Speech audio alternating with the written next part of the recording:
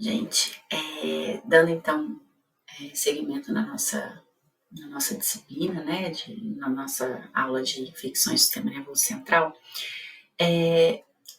essa parte final que me coube falar é muito importante diante do nosso meio, principalmente, sejam em pacientes imunocompetentes ou a população, né, que agora a gente já usa o termo PVHA, pessoas vivendo com HIV e AIDS, a neurotuberculose, ou seja, o acometimento neurológico pelo bacilo da tuberculose, ele é pouco reconhecido, né, na nossa população, e os pacientes ficam especialmente numa entidade chamada meningite crônica no nosso meio. No nosso país, a principal causa de meningite crônica infecciosa é a neurotuberculose, e o índice de suspeição, né, tem que ser muito elevado. Eu quero só reforçar alguns tópicos essenciais, porque a gente tem as peças anatômicas antigas e estudos de neuroimagem, principalmente de neuroimagem mais avançada, a gente tem muita pista. Não pode deixar de pensar em neurotuberculose. Por exemplo, pacientes com dilatação ventricular, né? A principal causa de hidrocefalia aguda e agudizada e crônica no nosso meio é neurotuberculose, independente do status imunológico do paciente. Então, dilatação ventricular, esse exudato inflamatório intenso na base do crânio e necrose isquêmica por vasculite, né, isquemias de uma forma geral, tem que pensar em neurotuberculose, né? Essa peça aqui, né, tá vendo? É um encéfalo visto de baixo, essa resposta inflamatória purulenta, aguda, né, e que cronifica, né? Mas esse exudato inflamatório super marcante, exuberante, de base do crânio, tem que pensar em neurotuberculose. Aqui, o que a gente, né, vê de coloração de BAR, que a gente usa para outros fluidos, no líquor a sensibilidade é muito baixa. Essa lâmina, essa foto é de uma lâmina nossa, do nosso serviço, é bem antiga, do professor Oswaldo com o professor Jardim, que é muito bacilo em todos os campos aqui. Isso é raríssimo, nunca vi, acredito que nunca vou ver, espero. Mas isso aqui, a sensibilidade, né, do BAR, ela é muito baixa, e a gente tem, principalmente no líquor, né, e a gente tem que lançar a mão de métodos complementares para tentar aumentar a sensibilidade e, portanto, a acurácia diagnóstica. No líquor, por exemplo, a pesquisa direta, né, que é a pesquisa de BAR, no líquor inicial, 35% de sensibilidade. Isso é muito ruim. 2 semanas após, cai para 6%. Então, é uma sensibilidade muito ruim. A cultura também, em torno de 40%, depois cai ainda mais. E a técnica de biologia molecular, né, a PCR, ela tem uma sensibilidade um pouco melhor, mas ainda muito ruim, né, em torno de 50%, 60% em alguns estudos, também com uma especificidade, uma sensibilidade ainda mantida em 54% depois, mas uma especificidade muito boa. Então, nesses casos, a gente sempre faz, né, o líquor, e só que para você fazer um diagnóstico de neurotuberculose, a média dos estudos anteriores, antes desse PCR mais moderno, era de necessidade de 6 a 8 punções com elevados volumes de coleta, às vezes 20, 30, 40, 50 ml por coleta, e aí no sexto, sétimo, oitavo líquor, análise ia vir alguma dessas pesquisas direta ou cultura, né, ou PCR mais antigo. Esse PCR mais novo, ele não aumentou tanto a sensibilidade, mas já é um pouco melhor do que se tinha, que era uma sensibilidade em torno de 30 a 40%. Lembrando daquela tríade, né, que eu falei, que seria aquele reforço das leptomeninges na base, aquela resposta inflamatória que a gente vê no exame de imagem, inclusive, nos ajuda muito, justamente por conta dessa resposta inflamatória, a circulação, né, a drenagem licórica ali pelas cisternas da base fica muito comprometida, gerando então hidrocefalia, geralmente obstrução ao fluxo licórico mesmo, e por vasculite, os vasos ali da base do crânio, pela resposta inflamatória, gerando infartos no parênquima encefálico.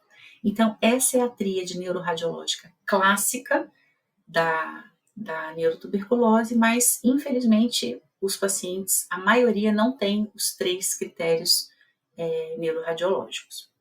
Então, aqui, ó, mais uma imagem de uma leptomeningite basal grave, aqui numa peça anatômica, e aqui o reforço muito grave, com uma hidrocefalia também aqui, né, muito acentuada, denotando, então, justamente porque esse material inflamatório está impedindo a circulação adequada do líquido. Aqui é uma figura clássica de livro, mas é de um paciente nosso. Aqui a leptomeningite, né, o realce da leptomeninge, né, que vai adentrando os giros, principalmente na base. Aqui também a hidrocefalia, né, a hidrocefalia aqui também, os infartos, né, isquêmicos, e aqui o quarto elemento da tríade, né, que a gente brinca que é a tétrade, os granulomas, tá? Os tuberculomas que completam a nossa não tão recentemente descrita tétrade neuroradiológica da neurotuberculose, tá? Classicamente, o reforço leptomeníngeo de base, hidrocefalia, infartos isquêmicos por vasculite e, como é mais raro, mas alguns pacientes têm, a gente tem que suspeitar, porque às vezes só tem granulomas e pode ser uma manifestação de neurotuberculose. Aqui, por exemplo, né, uma tomografia com um realce, né, um granuloma com reforço pós-contraste, e aqui essas duas sequências de ressonância, e aqui também uma captação com contraste, um edema importante ao redor vasogênico. Aqui também, uma tomografia mais antiga também do nosso serviço, com múltiplos granulomas, e aqui uma ressonância, né, esse corte sagital, com intenso realce. Esse caso foi muito emblemático, são casos diferentes, mas esse paciente está muito bem no nosso ambulatório, ele ficou gravíssimo, ele fez hidrocefalia depois de uns 2 meses dessa fase aqui, precisou de derivação, infectou a derivação, e o paciente teve um desfecho muito bom. Esse caso especificamente eu não me lembro, mas ele também ficou muito grave, eu só não me lembro depois do desfecho, acredito que tenha sido desfavorável, infelizmente, pela localização, né? Fossa posterior, região de tronco. Granulomas, dependendo da localização, eles vão variar, né? Obviamente, a manifestação clínica. Então, lembrando, a gente fez aquela aula, né, de infecções oportunistas na população PVH. Aqui, por exemplo, parece muito uma imagem que eu mostrei de granuloma por neurotoxoplasmose. Então, lembrando, não tem, a gente olhando, a gente tem alguns indícios que a gente vai montando os quebra-cabeças de imagem, de manifestação clínica, de comorbidades do paciente, mas granuloma simplesmente pode ser neurotóxico, neurotuberculose, fungo, enfim, outros agentes etiológicos. Então a gente tem que ir juntando todo o nosso arsenal de semiologia armada e complementar. Então aqui também, ó, o paciente tem granulomas, esse paciente também é nosso, é um paciente da UTDI, né, PVHA, que também ficou muito bem. Então ele tem aqui, ó, tá vendo esses granulomas e o realce, né, tá vendo a leptomeninge, assim, ele vai adentrando os sulcos. E aqui, só uma curiosidade, o objetivo aqui não é falar, esgotar o assunto, mas é porque mudou recentemente, né, o esquema de tratamento hoje para neurotuberculose tem que completar 12 meses, tá? Sendo que os primeiros meses, principalmente o primeiro mês, com corticoide.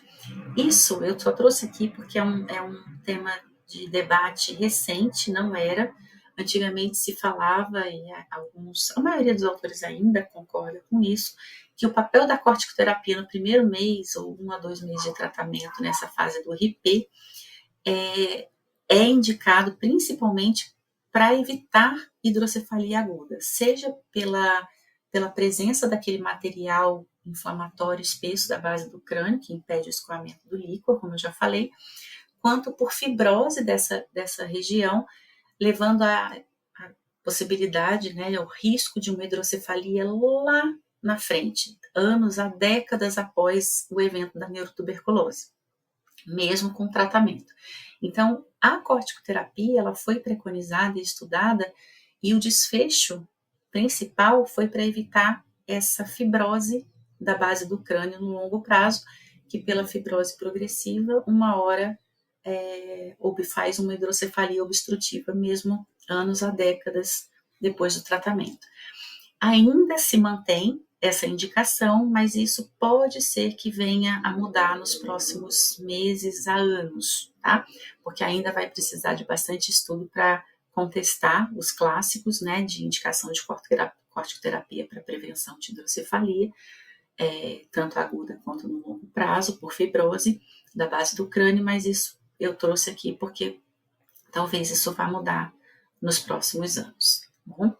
Muito obrigada, fico à disposição durante a disciplina, depois, sempre no laboratório de líquor. Esses são meus e-mails, esse pessoal, mas que eu uso bastante, esse institucional. Fiquem à vontade mesmo para me acionar caso precisem, caso tenham interesse em participar lá nas nossas atividades, conhecer um pouquinho melhor o nosso serviço, tá bom? Muito obrigada, um abraço a todos.